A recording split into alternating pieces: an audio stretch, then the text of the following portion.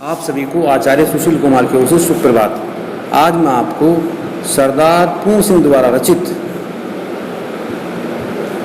आचरण की सभ्यता पाठ से गद्यांश पढ़ाने जा रहा हूं। आप लोग ध्यानपूर्वक सुने और अपनी कॉपी में लिखें। जैसा कि मैंने आपको बार बार बताया है कि आपकी कॉपी चेक होंगी, तो इस बात का भी ध्यान रखें, अपने कार्य को साथ साथ करते चलें, पेंडिंग में कार्य न डालें, अन्यथा आप पर अधिक बोझ बढ़ जाएगा और फिर काम करने पर आपको दिक्कत होगी। तो मैं प्रारंभ कर रहा हूँ आचरण सभ्यता पाठ से गद्यांश। प्रेम की भाषा शब्द रहित है।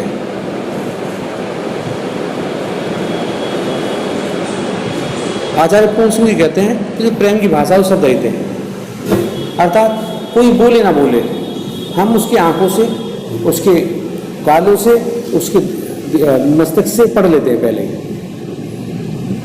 हम उसके चेहरे के हाव भाव देखकर ही ये पता लग जाता है कि इस व्यक्ति के मन में हमारे प्रति प्रेम है या द्वेष है।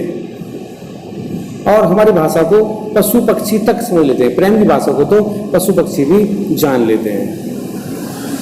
जीवन का तत्व भी सबसे परे है, ताकि जीवन का तत्व सबसे परे है, शब्दों में नहीं है।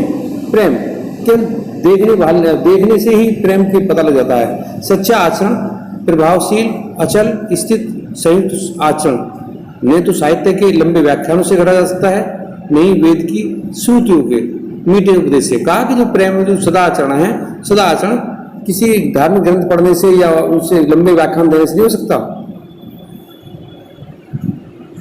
न वेदों की श्रुतियों के मीठे उपदेश से, न अंजील से, न कुरान से, न धर्म चर्चा से, न केवल सत्संग से।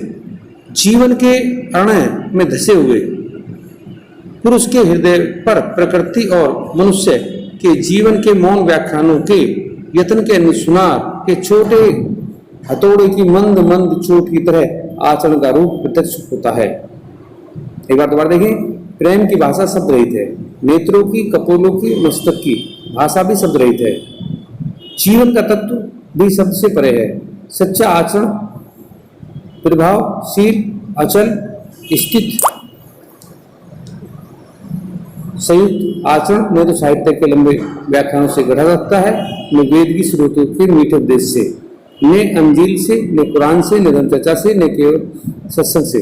जीवन के अरण्य में धसे हुए पुरुष के हृदय पर प्रकृति और मनुष्य के जीवन के मौन रूपी व्याख्यानों के यत्न के अनुसार छोटे हथौड़े की मंद मंद चोटों की तरह आचरण का रूप प्रत्यक्ष होता है।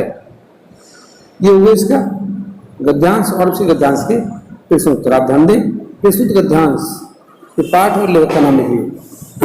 तो हम लिखेंगे प्रस्तुत गद्यांश के पाठ का नाम आचरण सभ्यता और लेखक का नाम सरदार पूर्ण सिंह। ध्यान दें दोबारा से, प्रस्तुत गद्यांश के पाठ का नाम आचरण की सभ्यता और लेखक है सरदार पूर्ण सिंह जी। रेखांकित अंश की व्याख्या कीजिए। अब जो रेखांकित है आप देखिए, इसमें ये प्रेम की भाषा से लेकर शब्द से परे है, यानी दो पंक्तियों का इसमें हमें व्याख्यान करना है, अर्थ समझाना है।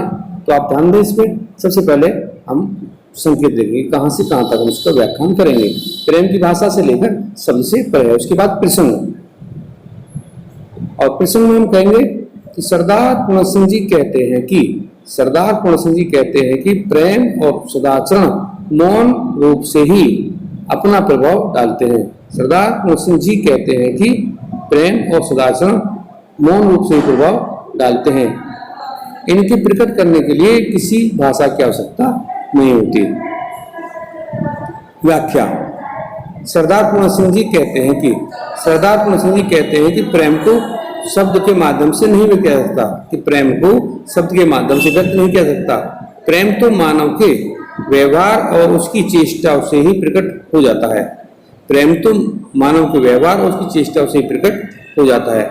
ललाट की रेखाएं, हमारे नेत्र और हमारी कपोल अपनी विभिन्न मुद्रा से नहीं, अपनी अनेक मुद्रा से हमारे हृदय के भाव को प्रकट कर देते हैं। अर्थात हमारे हृदय में क्या चल रहा है वो हमारे होठ, हमारे चेहरा, हमारी आंखें सब प्रकट कर देती हैं।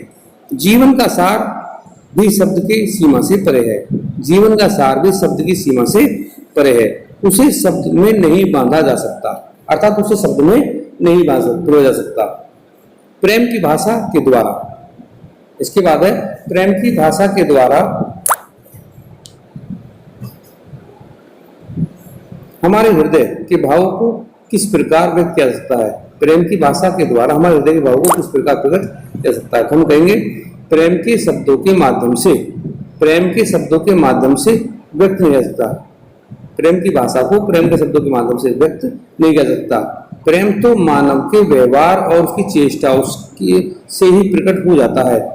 प्रेम तो मानव के व्यवहार और उसकी चेष्टाओं से ही प्रकट हो जाता है। हमारे ललाट की रेखाएं, माथे की रेखाएं, ललाट का मतलब माथा होता है, ध्यान क्या रेखाएं, हमारे नेत्र, हमारे कपोल, कपोल माने गाल, हमारे विभिन्न मुद्राओं से हमारे हृदय के भाव को व्यक्त कर देते हैं। एक बार दोबारा देखिए इसको, प्रेम को शब्दों के माध्यम से प्रकट नहीं किया सकता या व्यक्त नहीं किया सकता। प्रेम तो मानव के व्यवहार और उसकी चेष्टाओं से ही प्रकट हो जाता है। हमारे ललाट की रेखाएं, हमारे नेत्र और हमारे कपोल अपनी विभिन्न मुद्राओं से हमारे हृदय के भाव को व्यक्त कर देते हैं। इसके बाद प्रश्न नंबर 4, अंतिम प्रश्न है ये, ध्यान दें। मानव का सदाचार इसके माध्यम से प्रकट हो, किसके माध्यम, ये इसके नहीं, ये किसके, ध्यान दें इसको। मानव का सदाचार किसके माध्यम से प्रकट नहीं किया जा सकता। तो इसमें कहेंगे हम कि मानव का सदाचार न तो लंबे व्याख्यानों से प्रकट किया जा सकता है और न ही धार्मिक ग्रंथ अथवा धार्मिक क्रिया से माध्यम से प्रकट किया जा सकता है। मानव का सदाचार न तो लंबे व्याख्यानों से प्रकट किया जा सकता है और न ही किसी धार्मिक ग्रंथ अथवा धार्मिक क्रिया के माध्यम से प्रकट किया जा सकता है।